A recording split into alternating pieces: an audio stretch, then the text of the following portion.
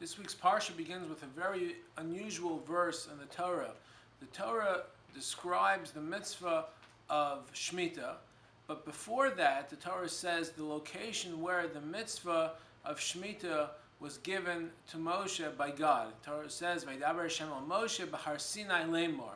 God spoke to Moshe at Mount Sinai.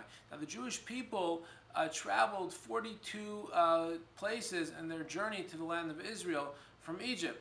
So why was it important for the Torah to articulate to us where the mitzvah of Shemitah was given?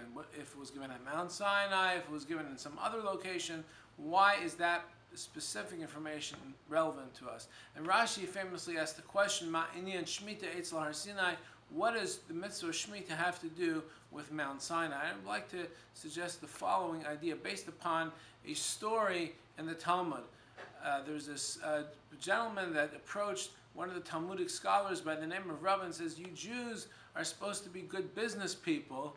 However, when God approached you and asked you if you want to go ahead and receive the Torah, you said, we will do the Torah, we will perform the mitzvahs, and then we'll hear about it. Nasa v'nishma."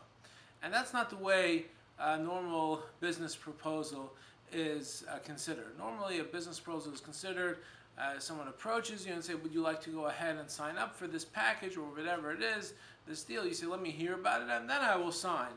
So why did we collectively say Nasa v'nishma, the opposite? We'll sign and then we'll hear about it when we were asked whether or not we want to receive the Torah. So Rava famously responded by saying, you would be correct if it was a business proposal. However, this was not a business proposal. This was a loving relationship between God and the Jewish people. God loves the Jews and the Jews love God. That's what Rava said. Quoted a verse in the Song of Songs to reflect that idea.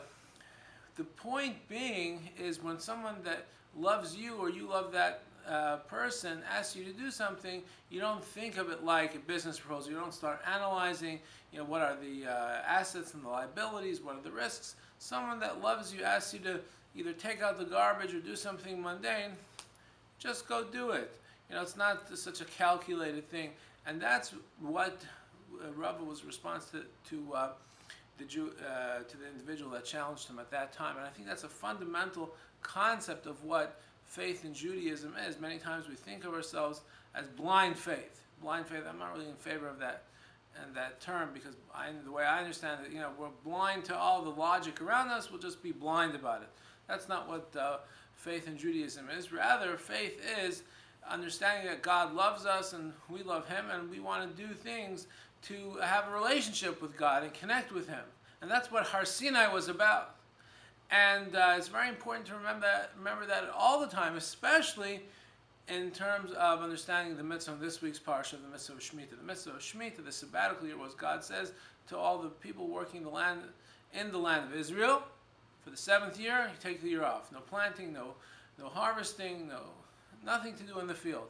Where all these agricultural employees are supposed to get their livelihood that year?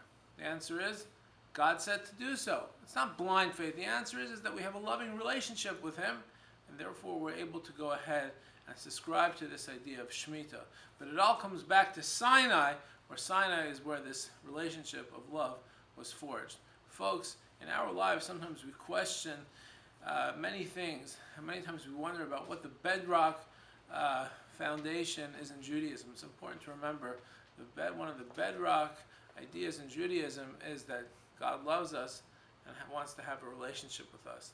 I think that's a heartwarming idea and very meaningful. Have a wonderful Shabbos.